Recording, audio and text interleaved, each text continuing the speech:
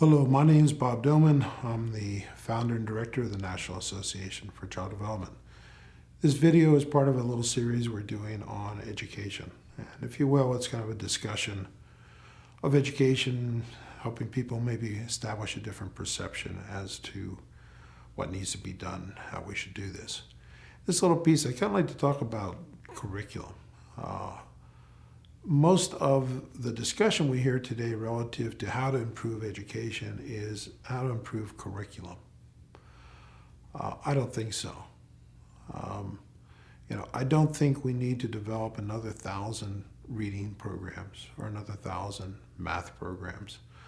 That really isn't where the issue is. I think we're getting swallowed up and we're drowning in curriculum. We have an opportunity in our organization to work with children and families on a very individual basis and often over many months, many years, or even decades. Some of our families homeschool, some of our families use private schools, some use public schools, and some use combinations of all of the above. And essentially what we've assisted families in doing is finding out what's going to work for them and their child and maximizing the efforts of everyone and helping the kids succeed and hopefully excel. But the discussion of curriculum is significant. As an example, an old saying, on graduation day, most graduates have already forgotten 99% of what they learned. That might be true. If it's not 99, it may be pretty darn close to 99. I've wanted to do a study of successful individuals, doctors, lawyers, entrepreneurs, CEOs, and question them relative to some basic curriculum from school.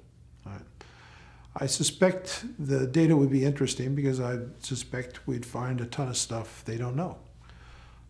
Just as, if you watch that Are You Smarter Than a Fifth Grader program, I find a lot of people aren't smarter than a fifth grader. They don't know those specific curriculum pieces.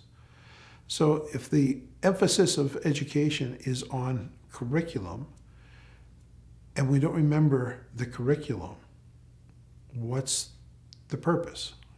Does that work? And I don't think so. And it doesn't work because if you look at a child neurodevelopmentally and look at how you learn and what really works, curriculum doesn't work. Few basic pieces relative to that. If we have the opportunity with the child, the first thing we want to do with them to make them successful academically and in life is we develop good, if not superior, learning skills, all right? And neurological learning skills, as in ability to process information, the ability to manipulate information, and if you will, the ability to think. Okay? Make the kids so that they can learn well, they can learn fast, they can learn efficiently. The easier it is to learn, the more fun it is to learn. Then the next thing we do is we teach reading, and we accelerate reading, and we turn the children into readers, and we teach them math, and we develop math skills. And then we do a lot of things to turn them on to learning.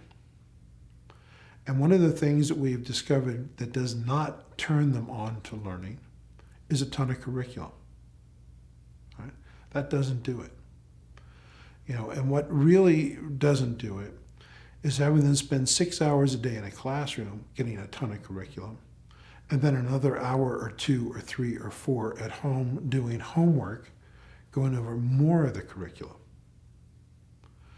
If you look at how the brain learns by taking in specific information with sufficient frequency, intensity, and duration to, in fact, impact the brain.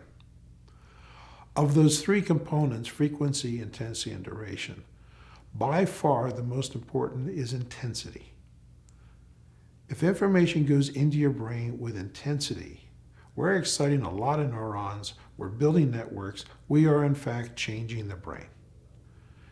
If you present things to a child and it does not go in with an intensity, essentially your brain doesn't know what happened. all right? Or you put it in with a little more intensity, or your brain knows it happened, but it quickly forgets it, all right? And also putting pieces of information in isolation doesn't do the job because your brain associates pieces of information. So putting things in with intensity and that are associated does impact the brain and learning occurs. A lot of curriculum doesn't do that. Matter of fact, curriculum helps turn the child off to learning. And I can still remember in ninth grade, in science, studying geology. I'm thinking, wow, this is pretty interesting. And at the point where we had learned the basics, at the point where it started to become interesting, it was time to move on, all right? And that's what curriculum is. If it's, the third week of the fourth month of the school year and you're in fifth grade, this is what you learn. And guess what? Next week you're going to learn something else because the curriculum changes. You move on. And if you found something that really was interesting that you took in with intensity, too bad. It's time to move on to something else. Right? Intensity is huge. All right. To put that in perspective, we look at intensity on a scale of 1 to 10. And essentially, if something goes in with an intensity of 9 or 10, learning is virtually instantaneous. If that intensity is a 7 or 8, learning occurs with a few frequencies of input. If that intensity is a 5 or 6, it takes a lot of frequency, a lot of duration to get the information in. And if the intensity is below a 5, nothing goes in. A good example of that is many of the kids who sit in the back row of the classroom. They're exposed to all the information, all right? But nothing goes in with sufficient intensity to, in fact, impact their brains. So learning doesn't occur. Stand back and look at most classrooms in the country and look at the faces and say, gee, how much intensity is there? Are the kids turned on to this or are the kids turned off of it? Right? Generally, they're turned off. Turned off is not intensity. That means not much is going in.